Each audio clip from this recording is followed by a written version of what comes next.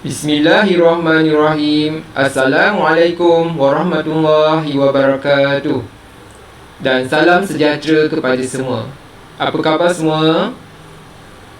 Cikgu harap semuanya dalam keadaan sihat, stay at home, jaga diri dan teruskan PDPR di rumah sehingga SPM pada bulan Mac nanti. Bersama dengan cikgu sekali lagi untuk program Teknik Menjawab SPM 2021, anjuran Majlis Pengetua Sekolah Malaysia Daerah Alor Gajah dengan kerjasama JPN dan Pejabat Pendidikan Alor Gajah bagi subjek matematik untuk siri yang kedua. Untuk siri yang kedua ini, cikgu akan memfokuskan kepada kertas 2.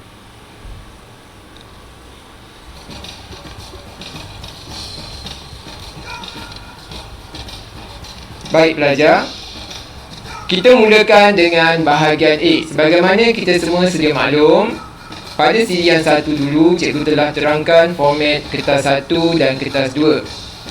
Terdapat 3 bahagian dalam kertas 2 dan kita akan mulakan dengan bahagian A.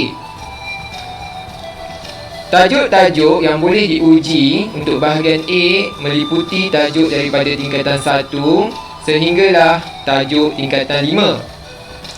Terdapat 10 soalan kesemuanya untuk bahagian A di mana pelajar perlu menjawab kesemua soalan ini dan membawa markah 40 keseluruhannya.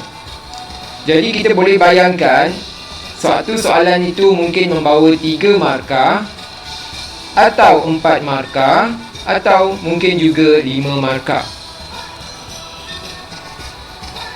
Baik, seterusnya, suka cikgu untuk membincangkan beberapa contoh item yang terlibat ataupun mungkin diuji dalam bahagian A. Contoh 1. Rajah 1 menunjukkan satu gabungan pepejal yang terbentuk daripada cantuman satu kubus dengan satu prisma tegak. Hitung isi padu dalam meter padu gabungan pepejal itu. 4 markah. Baik pelajar, ini adalah contoh item subjektif respon terhad. Okey. Bolehkah awak agak-agaknya apakah tajuk untuk soalan ini? Ya, betul. Ini adalah tajuk bentuk geometri 3 dimensi yang pernah awak belajar dulu semasa di tingkatan 2. Okey, jadi tajuk ini masih boleh diuji dalam kertas SPM. Baik, untuk tackle soalan ni, pertama sekali kita highlightkan apakah jenis bentuk yang diberi. Pertama adalah kubus dan kedua adalah prisma tegak. Biasanya bentuk yang diberi akan dinyatakan di atas soalan tersebut. Jadi awak kena baca, highlightkan supaya awak boleh kaitkan dengan rumus yang betul apabila mengira nanti. Okey, cikgu yakin semua orang kenal kubus adalah merujuk kepada rajah di sebelah kanan dan di sebelah kiri itu adalah prisma tegak yang digabungkan, dicantumkan. Jadi di sini soalan minta kita cari isi padu gabungan. Bermaksud awak kena kira satu persatu isi padu bentuk yang diberi ini. Baik, cuba kita mulakan dengan isi padu yang pertama, iaitu isi padu kubus. Cikgu suka jika pelajar menulis dahulu rumus bagi isi padu yang diberi tersebut supaya kita betul-betul faham dan dapat menyatakan nilai yang betul ke dalam rumus. Isi padu kubus ialah panjang darab lebar darab tinggi. Jadi cikgu yakin juga semua orang dah faham betul-betul bahawa kubus mempunyai sisi yang sama panjang. Jadi di situ ukuran panjang bagi kubus ialah 1.5 didarabkan dengan lebarnya 1.5 juga dan tingginya 1.5. Jadi kita tekan kalkulator akan dapat jawapan 3.375. Okey, itu adalah bentuk yang pertama. Kemudian kita buat pengiraan isi padu prisma tegak. Ingatkan lagi apakah rumus isi padu prisma tegak?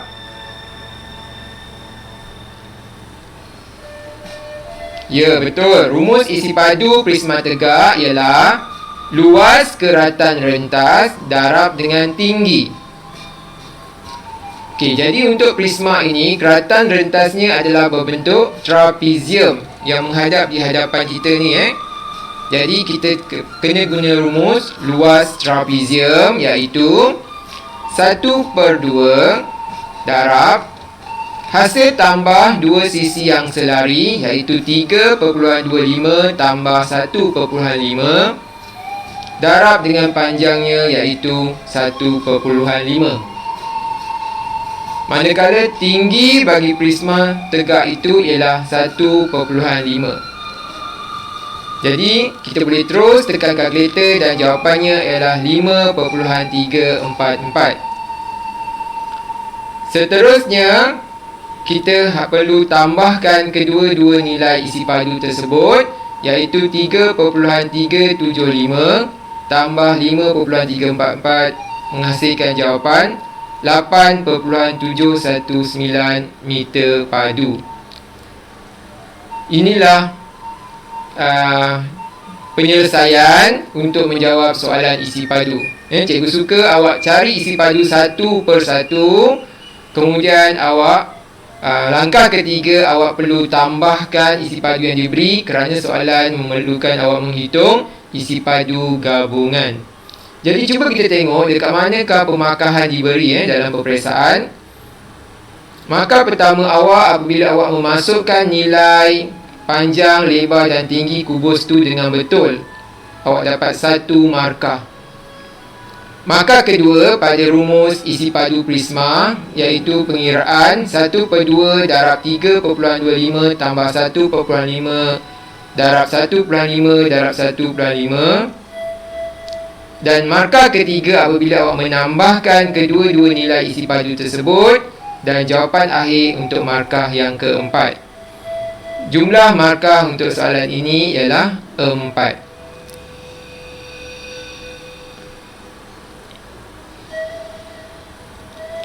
Seterusnya, kita tengok contoh yang kedua.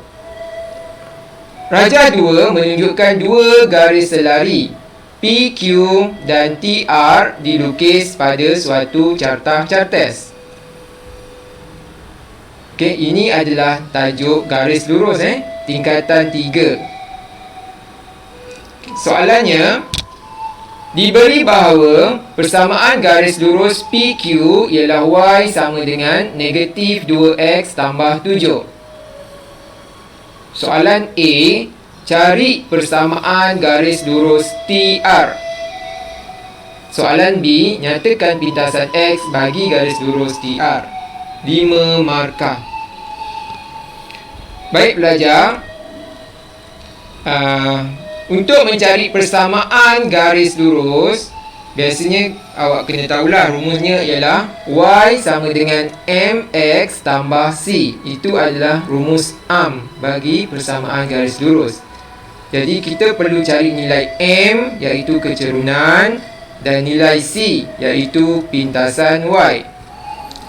Oleh kerana berdasarkan rajah yang diberi, garis lurus TR adalah sama dengan garis lurus PQ. Maksud cikgu, garis lurus TR adalah selari dengan garis lurus PQ, maka kedua-dua garis ni mempunyai nilai kecerunan yang sama. Jadi, berdasarkan persamaan garis lurus PQ yang diberi, nilai M-nya ialah negatif 2.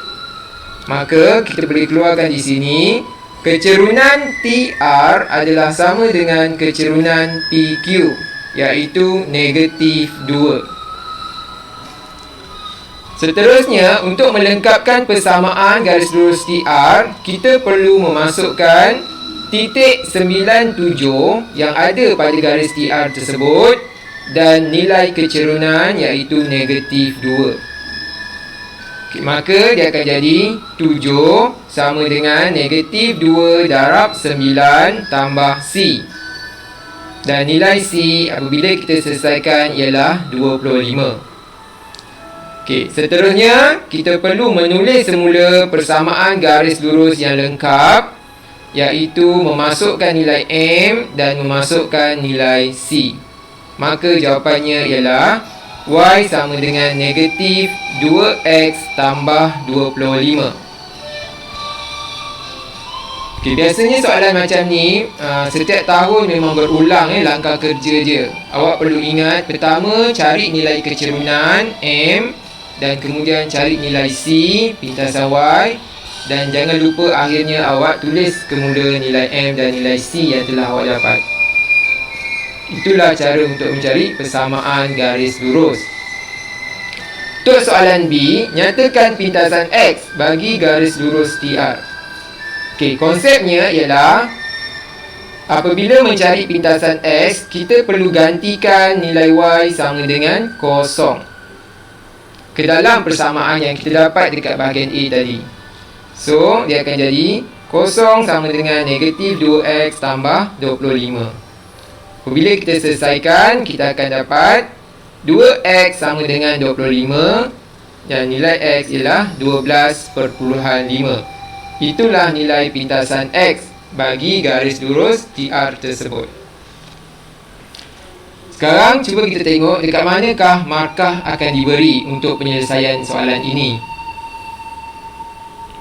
Markah pertama diberi pada nilai M yang dinyatakan. Kecerunan yang dinyatakan negatif 2, awak dapat 1 markah.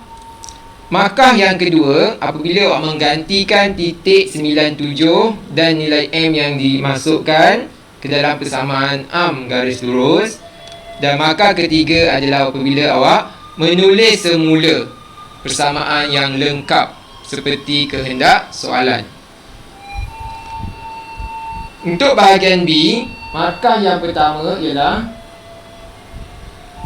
apabila awak menggantikan Y sama dengan kosong ke dalam persamaan tersebut, dan markah akhir ialah markah jawapan. So, soalan ini juga membawa 5 markah.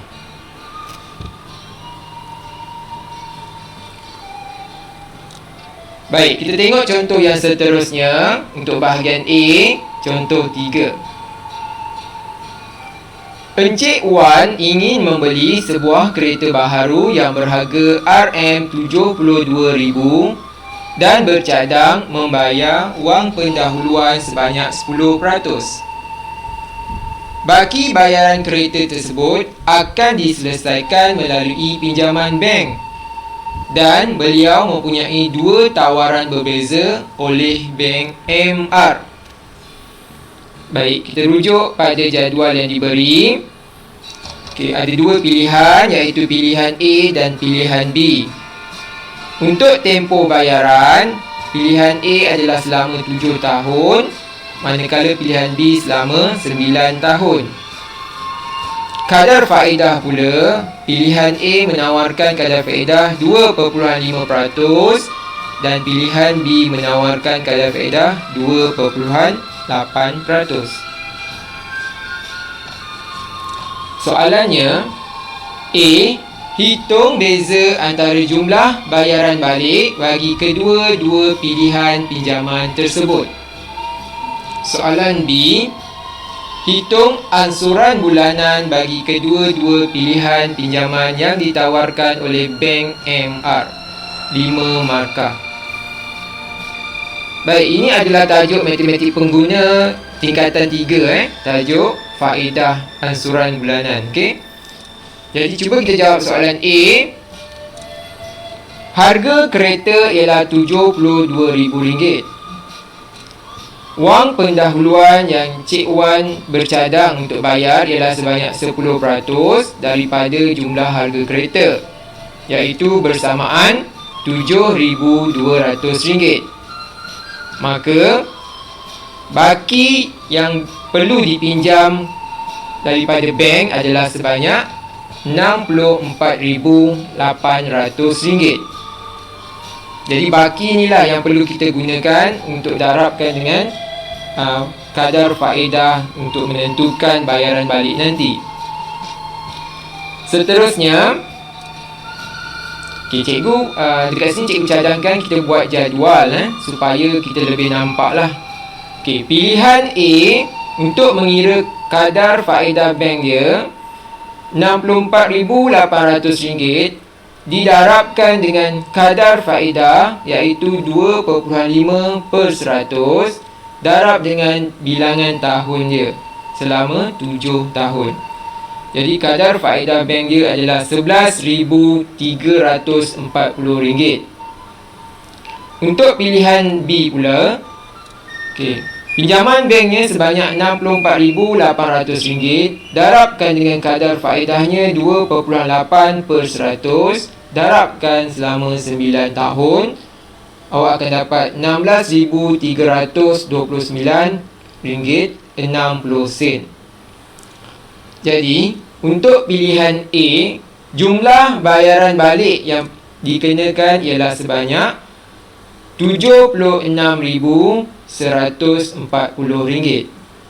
Dan untuk pilihan B, jumlah bayaran baliknya ialah sebanyak RM81,129.60. Jadi di sini berbalik kepada soalan, beza jumlah bayaran baliknya ialah RM81,129.60 ditolakkan dengan RM76,140, iaitu bersamaan dengan RM4,989.60. Itulah beza jumlah bayaran balik bagi kedua-dua pilihan yang ada tersebut.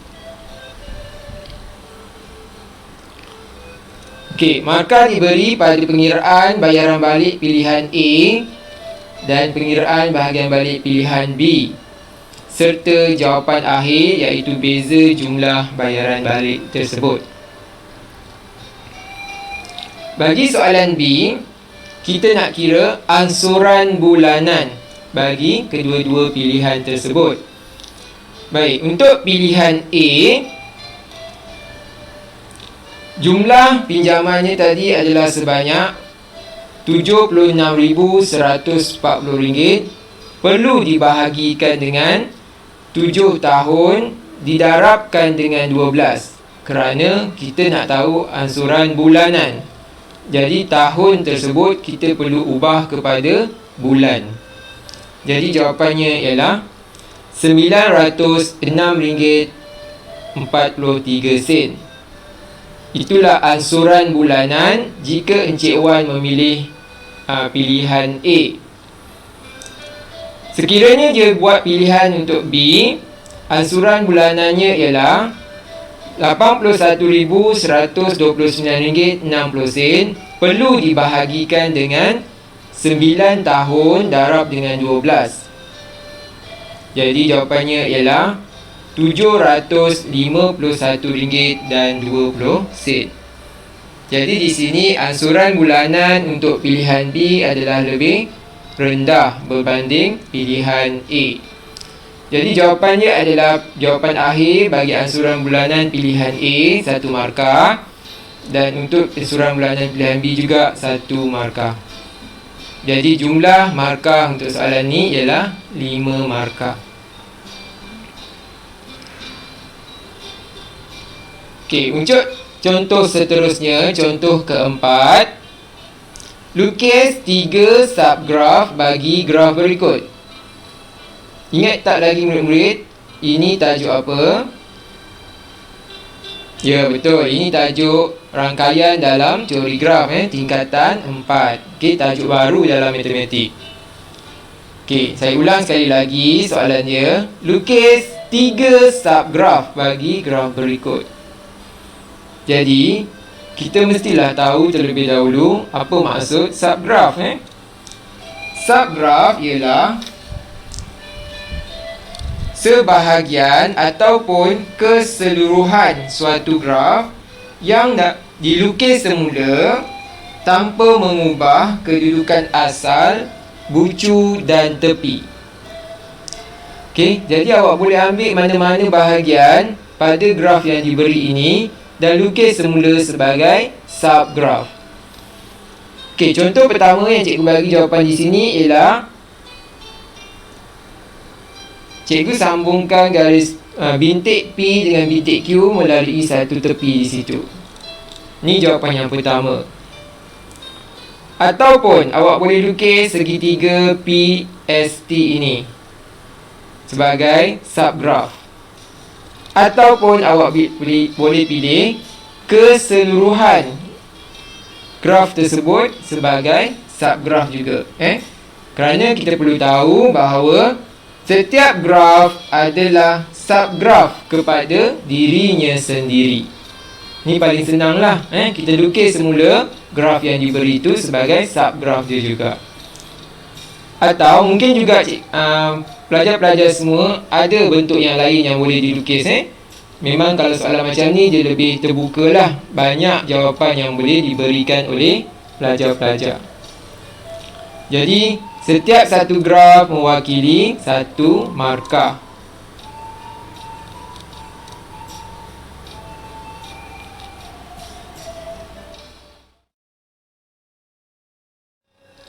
Baik semua pelajar, kita akan sambung perbincangan untuk kertas 2 bahagian B. Baik, tajuk yang mungkin boleh diuji dalam kertas 2 bahagian B ini masih lagi mencakupi tajuk-tajuk daripada tingkatan 1 sehingga tingkatan 5. Ada 5 soalan untuk bahagian B ini yang wajib dijawab untuk semua calon dan membawa markah sebanyak 45.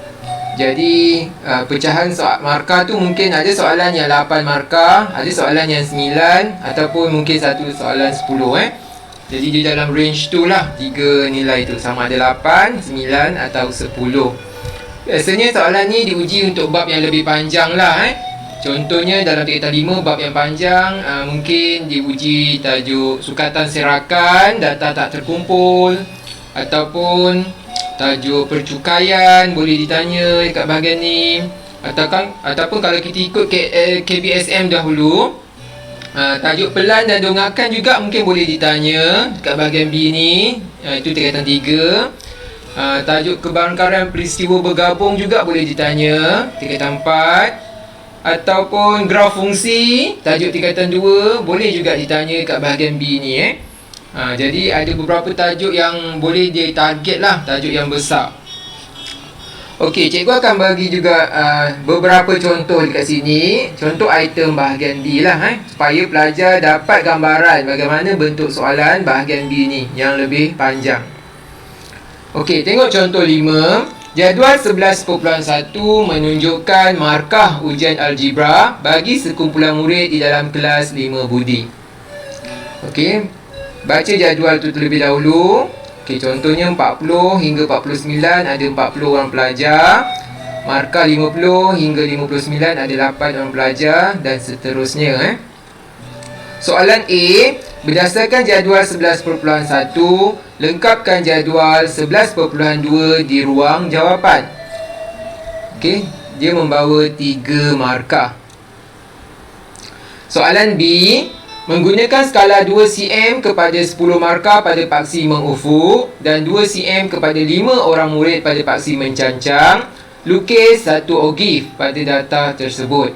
Okey, ada 4 markah. Dan bahagian C, murid yang berada pada persentil ke-75 dan ke atas akan mendapat sebuah hadiah daripada guru. Apakah skor minimum untuk mendapat sebuah hadiah? 1 markah. Jadi ini adalah contoh soalan subjektif berstruktur kerana ada pecahan A, kemudian sambung buat B dan kemudian buat C. Jadi jumlah markah di sini ada 8 untuk soalan contoh 5 ni. Okey, jadi kita tengok penyelesaian untuk soalan A.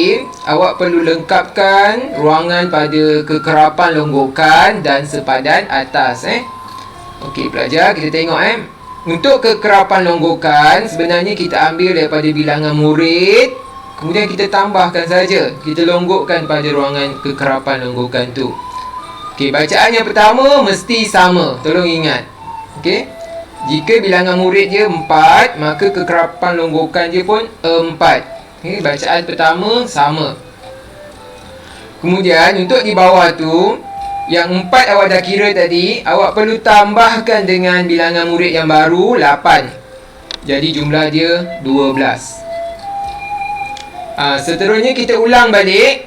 12 tu perlu tambahkan bilangan murid yang baru 12 juga. Jadi 24. Jadi cuba pelajar semua lengkapkan 3 lagi ruang kosong di bawah tersebut.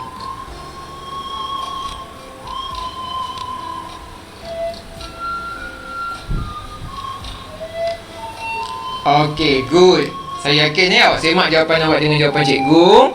34, 43 dan 50. Jadi kita tahu di sini jumlah pelajar yang terlibat adalah sebanyak 50 orang semuanya. Okey, untuk ruangan sempadan atas, kita rujuk kepada selang kelas. Selang kelas yang pertama tu 40 hingga 49. Jadi sempadan atas dia mesti lebih 49 lah. Tapi jangan masuk sampai 50. Iaitu kita akan tulis 49.5. Okey, kemudian selang kelas yang kedua tu 50 hingga 59. Jadi sempadan atas dia 59.5. Okey, dan seterusnya cikgu yakin awak boleh lengkapkan lah dapat nilai yang macam ni.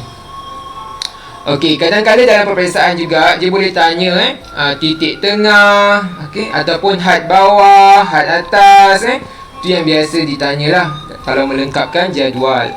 Okey, kat mana dia bagi markah? Okey, untuk kekerapan longgokan awak perlu tulis dengan betul senarai itu, semuanya mesti betul, awak dapat 2 markah. Dan untuk sempadan atas 1 markah lah. Jadi tolong hati-hati semasa buat jadual. Kalau satu nilai dah salah, langsung tak dapat markah. Kerana jadual ni juga akan digunakan nanti untuk awak buat graf. Jadi penting jadual ni betul terlebih dahulu. Okey, untuk bahagian B, untuk melukis graf iaitu ogive. Okey. Jadi cikgu suka pelajar-pelajar semua tekankan ataupun beri perhatian, gunakan kertas graf yang dah diberi dalam kertas soalan. Tak perlu awak minta kertas graf tambahan nak buat dekat kertas graf tambahan. Okey, gunakan kertas graf yang telah diberi di dalam kertas soalan. Okey, untuk buat ogive, kita mulakan dengan melukis paksi X lah. Paksi mencancang ni, paksi mengufuk ni. Kita ambil nilai sempadan atas. Sempadan atas ni perlu diplotkan untuk paksi mengufuk. Okey, kemudian untuk paksi mencancang, kita gunakan skala yang diberi pada soalan. Okey, rujuk pada soalan, berapa skala dia? Skala 5. Gunakanlah sifir 5, gandaan 5 ni untuk plot skala paksi mencancang. Kemudian awak plotkan titik yang membuatkan awak lukis ogive ni. Okey, inilah bentuk ogive. Dia mesti mula daripada bawah, daripada kosong, naik ke atas, sambungkan guna pensel secara freehand. Jangan guna pembaris. Tak boleh guna pembaris semasa melukis ogive. Okey, untuk bahagian C, dia nak persentil ke 75. Jadi awak carilah 75 per 100 darab dengan 50. 50 tadi kita ambil daripada jumlah kekerapan, iaitu 50. Okey, dapat 37.5. Awak pergi ke paksi Y pada graf yang telah dilukis tadi, cari 37.5, baca betul-betul skala dia. Buat garis putus-putus, pergi ke ogive dan turun ke bawah dan baca nilai garis tersebut berhenti. Okey, daripada graf yang cikgu buat ni, jawapan dia ialah 83.5. Jadi tulislah dekat ruang jawapan, skor minimum markah tersebut ialah 83.5%. Okey. Jadi dekat sini cikgu tunjukkan kat mana pembahagian markah. Okey, semasa melukis graf ada 4 markah keseluruhannya melukis graf ni. Markah pertama apabila paksi mencancang dan paksi mengufuk tu dilukis pada skala yang seragam. Maknanya seragam tu 39.5, 49.5, 59.5. Jarak je 10, 10, 10. Tu seragam lah. Jadi semua maklumat tu, data tu ada, bermula daripada yang paling kecil 39.5 hingga 99.5. Begitu juga skala untuk paksi mencancang tu, mesti seragam. Okey. Kemudian markah seterusnya, apabila awak plot semua titik tu betul, dapat 2 markah untuk plot ni. Jadi hati-hati semasa plot tu.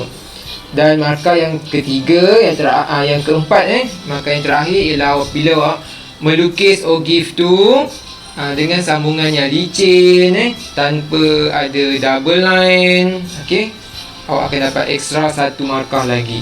Jadi jumlah markah dekat graf ni ada 4. Dan untuk bahagian C, 1 markah pada jawapan akhir sajalah. Okey, sebab dia tak banyak markah, jadi jawapan akhir saja kita bagi markah.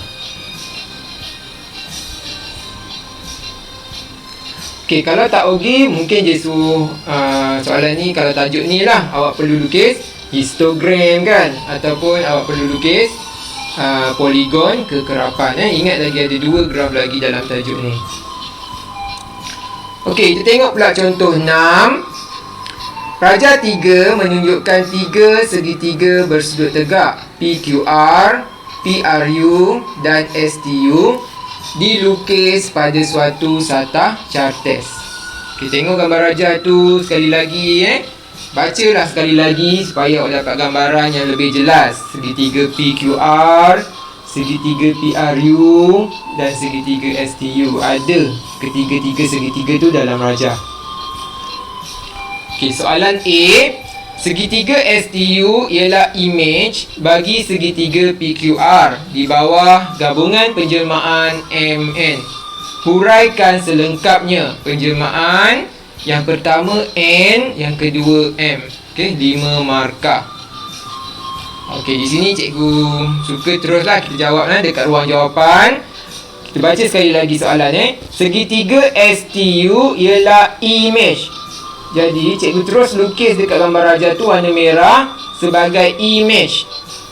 Dan segitiga PQR mestilah objek. Okey. Penting kat mana kita tahu yang mana objek, yang mana image. Objek tu nanti kita gerakkan dia awal. Image tu mestilah kedudukan yang terakhir, okey, dalam penjelmaan tersebut. Okey, sekarang objek yang berwarna biru tu perlu digerakkan dahulu. Di sini objek yang warna biru tak boleh lah jadi image terus, sebab dia ada gabungan penjelmaan. Kita kena buat 2 step, 2 langkah. Okey, dekat sini cikgu nampak objek warna biru tu cikgu boleh pantulkan sahaja pada garis PR. Maka dia akan menjadi segitiga PRU. Jadi awak terus tulis jawapan. N ialah pantulan pada garis PR. Okey. Kemudian M pula, bagaimana daripada segitiga PRU tu kita dapat image yang berwarna merah, yang last tu. Okey, apabila ada perubahan saiz, ingat apabila ada berlakunya perubahan saiz, perbezaan saiz, dan tentulah penjelmaan dia ialah pembesaran. Biasa memang pembesaran ni senanglah pelajar ingat. Jadi awak tulis dengan lengkap. M ialah pembesaran pada faktor skala 2/3 pada pusat U. Okey, kenapa saya pilih pusat U? Sebab titik U tu tak bergerak. Objek dia tadi PRU dan image dia STU. Jadi U tu tak bergerak. Jadi dia adalah pusat pembesaran. Manakala faktor skala pula, formula dia ialah panjang image bahagi panjang objek. Okey, daripada raja tu senang awak ambil panjang image daripada U pergi ke T, iaitu 4 unit, dan dia sepadan dengan U pergi ke R, iaitu 6 unit. Jadi 4 bahagi 6, ringkaskan dapat 2/3. Jadi 2/3 tu kita tulis sebagai faktor skala. Jadi markah dia di sini, awak sebut je pentulan, awak dapat 1 markah. Dan awak sebut garis pantulan tersebut untuk markah yang kedua. Okey, jadi pembesaran pula ada 3 markah, iaitu pada pembesaran, faktor skala dan nama pusat tu. Nama titik bagi pusatnya. Dapat 3 markah. Jumlahnya 5 markah.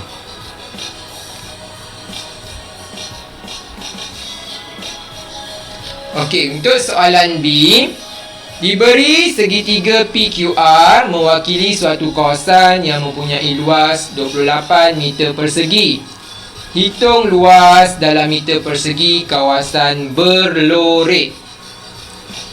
Okey, cikgu masih guna gambar rajah yang sama supaya kita nampak dengan lebih jelas.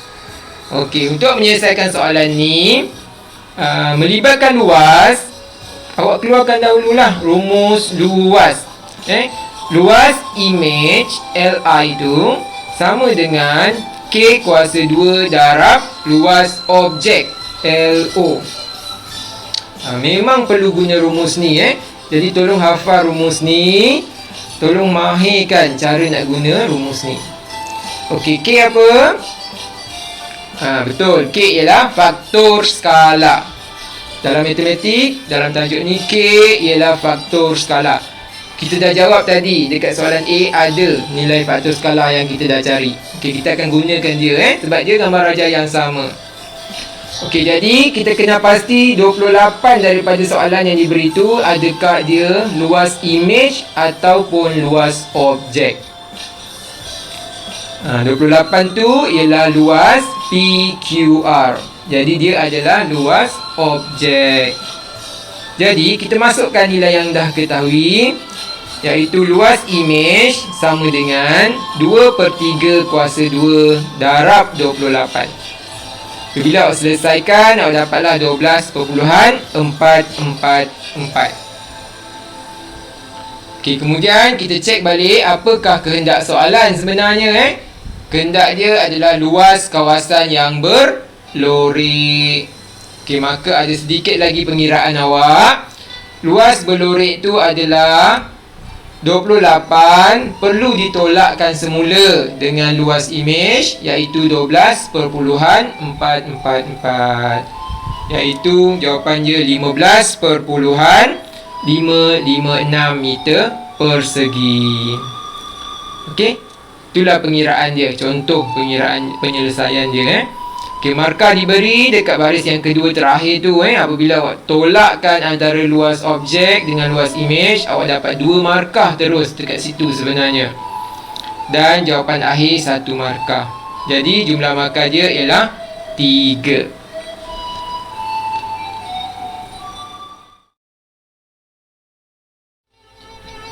Baik pelajar, kita akan teruskan perbincangan kertas 2 untuk bahagian C. Sebagaimana bahagian A dan bahagian B, tajuk-tajuk yang boleh ditanya dalam bahagian C ini masih mencakupi tajuk daripada tingkatan 1 sehingga tingkatan 5. Okey, cuma yang specialnya bahagian C ni, setiap satu soalan tu boleh gabungan. Soalannya datang daripada gabungan 2 ataupun lebih konteks. Cikgu bagi contoh di sini. Jika soalan 16A daripada tajuk nombor, mungkin soalan 16B daripada bidang statistik, ataupun bahagian C pula bidang algebra. Jadi dalam satu soalan tu, jika dipecahkan kepada A, B dan C, mungkin A, B dan C tu daripada 3 tajuk yang berbeza. Itu specialnya bahagian C ni. Dia tak macam bahagian A dan bahagian B, satu tajuk untuk satu soalan. Okey, jadi sebagaimana kita dah tahu, bahagian A ni ada 2 soalan saja. Awak hanya perlu pilih satu soalan saja untuk dijawab. Tapi jika awak ada masa yang lebih, yang banyak, awak boleh sebenarnya untuk menjawab, mencuba jawab kedua-dua soalan. Okey. Dan satu soalan membawa 15 markah. Baik, kita bincangkan satu contoh item yang akan keluarlah bahagian C. Contoh saja. Baik, bahagian A.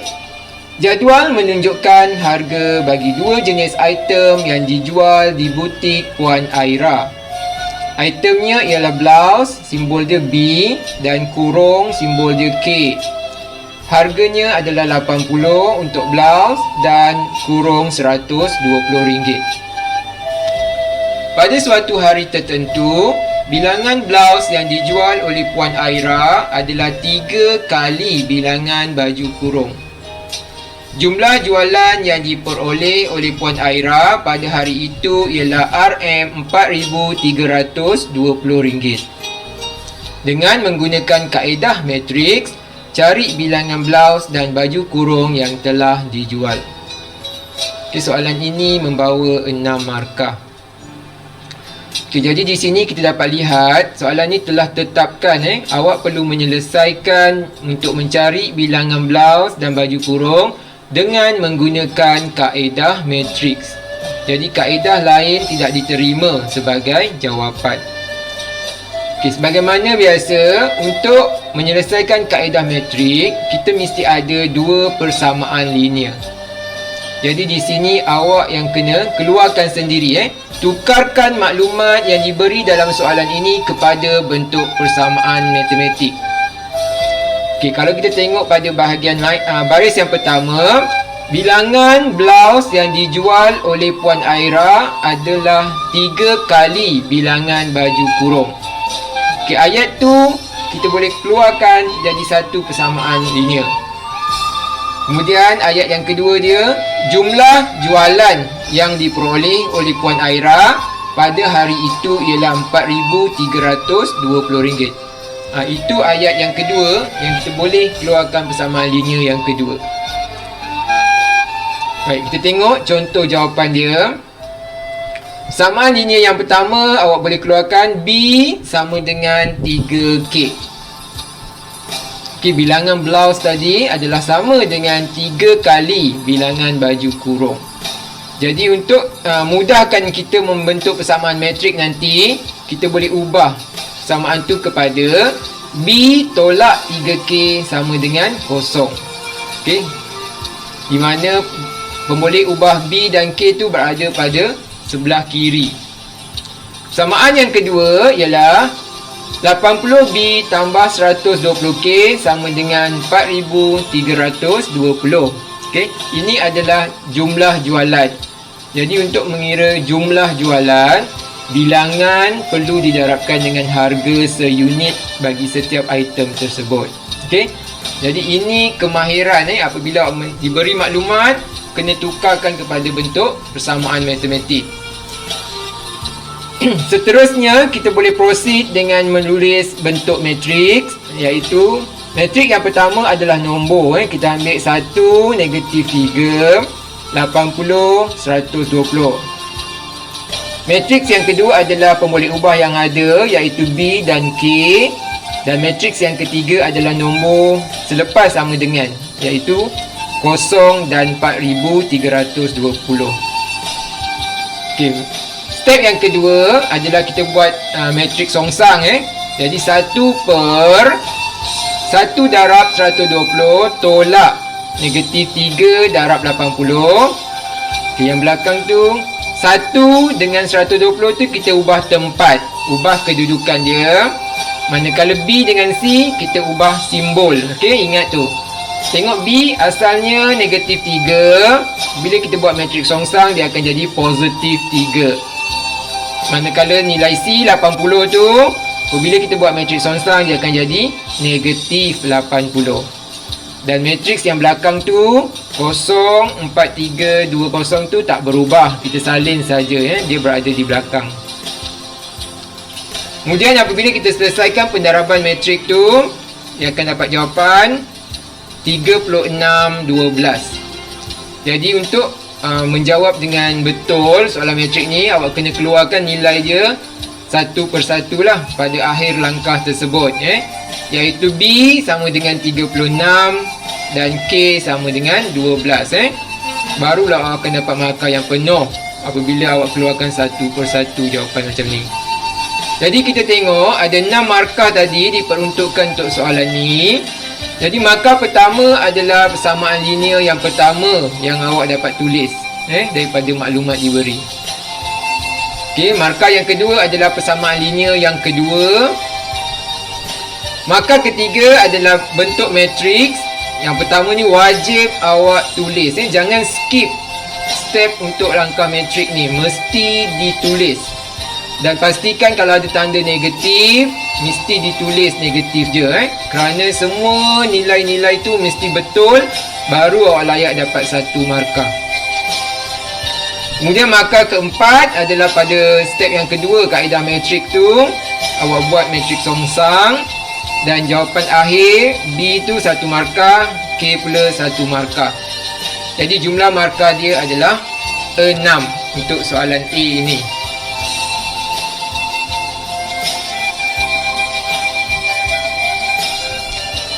Baik, sambungannya kita tengok soalan B.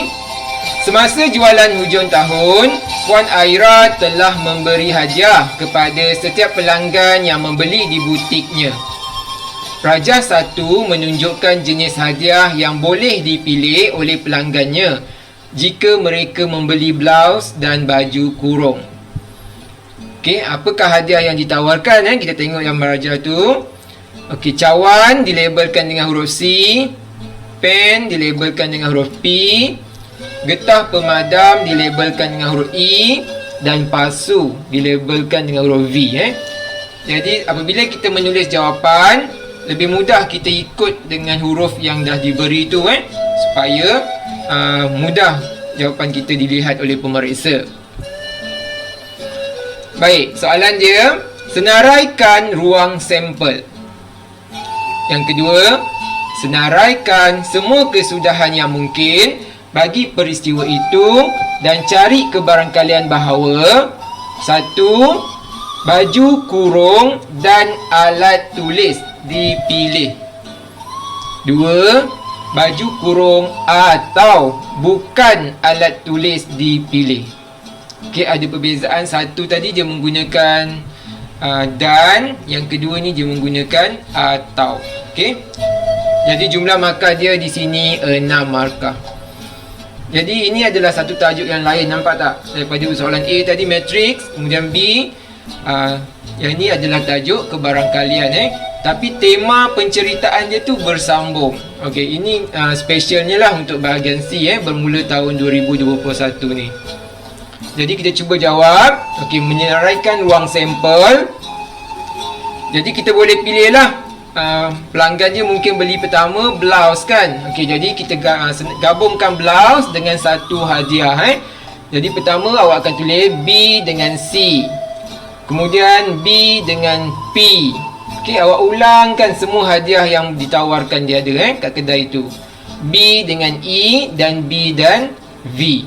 Okey, apabila hadiah yang ditawarkan dah habis, kita ulanglah untuk baju kurung pula K. Okey, KC, KP, KE dan KV. Okey, ini kita menyenaraikan ruang sampel secara kaedah menyenaraikan jawapan tu lah listing by listing. Okey, sebenarnya awak boleh buat kaedah jadual pun boleh ataupun gambar rajah pokok. Jadi salah satu saja awak cukup. Okey, untuk soalan 2 kita cuba jawablah. Dia kata tadi baju kurung dan alat tulis kan. Okey, jadi daripada senarai yang kita dah buat dekat bahan 1 tadi, kita keluarkan semula je tak perlu buat senarai yang baru. Kita keluarkan saja baju kurung, jadi K lah, kurung K dan alat tulis. Okey, kita tengok yang dah ada kat 1 tu, K dengan P iaitu kurung dan pen, kemudian K dan E, kurung dan getah pemadam. Itu sajalah gabungan baju kurung dan alat tulis. Jadi kebarangkalian je jangan lupa pula awak tulis, iaitu ada 2/8 8 tu daripada ruang sampel yang atas tu yang kita dah senaraikan tadi. Okey, untuk yang kedua pula, dia nak baju kurung atau baju kurung atau bukan alat tulis. Okey, kalau atau ni dia special sikit. Atau ni kita gabungkanlah apa syarat yang pertama dan syarat yang di belakang tu. Okey, syarat yang depan dia adalah baju kurung. So semua yang ada baju kurung kita boleh keluarkan. KC, KP, KE dan KV. Semua yang ada baju kurung kita dah senaraikan. Kemudian tambah lagi syarat yang belakang bukan alat tulis, iaitu blouse dan C tadi cawan, dan blouse dan V iaitu pasu. Jadi senarai dia akan bertambah. Kalau atau ni biasanya dia punya kesudahan tu lebih banyak. Okey, lebih banyak. Okey, jadi ada kebarangkalian dia 6/8. Jadi jangan awak lupa tulis kebarangkalian ni 6/8. Okey, jadi inilah contoh menjawab tajuk kebarangkalian. Kita tengok pula pembahagian markah. Okey, bahagian menyenaraikan ruang sampel semuanya mesti betul. Awak akan dapat 2 markah terus di situ. Okey, untuk mengira kebarangkalian, awak buat senarai dia dapat 1 dan kira kebarangkalian dia dapat markah yang kedua. Dan sama juga yang bawah tu, senaraikan dapat 1 dan awak tulis kebarangkalian dia dapat 1 lagi markah. Jadi jumlah markah dia adalah 6.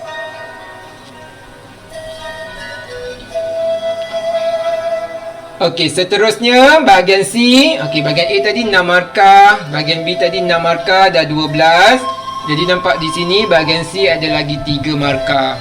Barulah lengkap soalan bahagian C ni 15 markah. Okey, tengok soalan C.